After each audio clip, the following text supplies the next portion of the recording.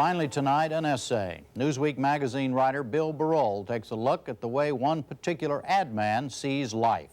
When things go wrong, really wrong, it's less often through catastrophe than a gradual accretion of tiny disasters. The sink backs up, the clock runs slow, the refrigerator starts to make weird clacking noises in the middle of the night. Before you realize it, the entire material world has lined up against you. The best visual comedians, from Buster Keaton through Ernie Kovacs, understood how to orchestrate these little annoyances into a symphony of inconvenience. Where is their equal today? In Chicago, making television commercials. His name is Joe Sedelmaier. I have you sit right here. If you don't know the name, you almost surely know the work. For Wendy's. Where's the beef?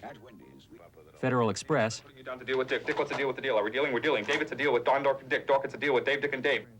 Jartran Truck Rentals. Ed, I think we'll need a bigger truck. Mr. Coffee. Remember your first cup of coffee? There are about 700 all told, going back a dozen years. Some are weirder than others, but none is dull.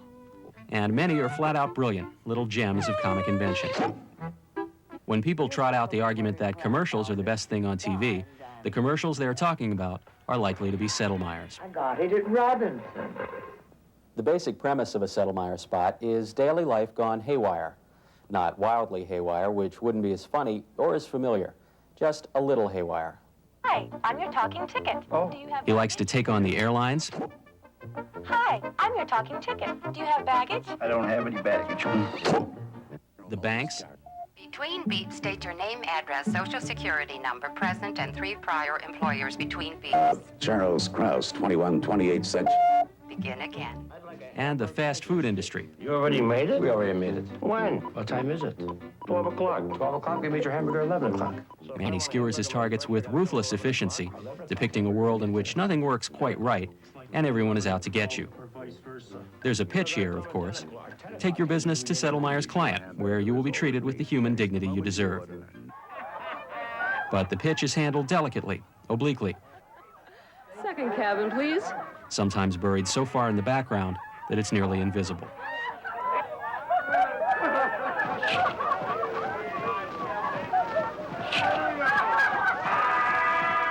What that leaves in the foreground is a little cameo, perfectly etched, oddly distinctive. A Sedelmaier always looks like a Sedelmaier.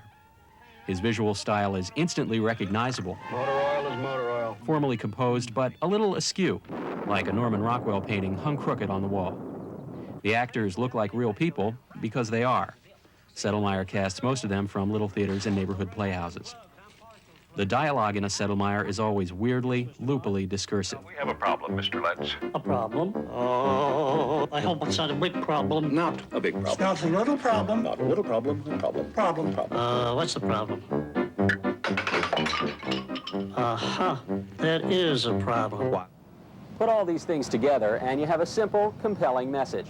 The human race is slowing down, screwing up. Nothing works like it should. Entropy rules, not just here in America, but all over the world.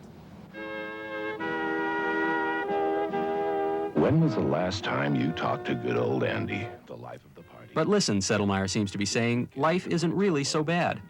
About the worst you can say is that it's frustrating. And at best, there's a silliness to it and a sweetness. In scary times, it's nice to think that the world is reparable if we only have the grace to laugh at it.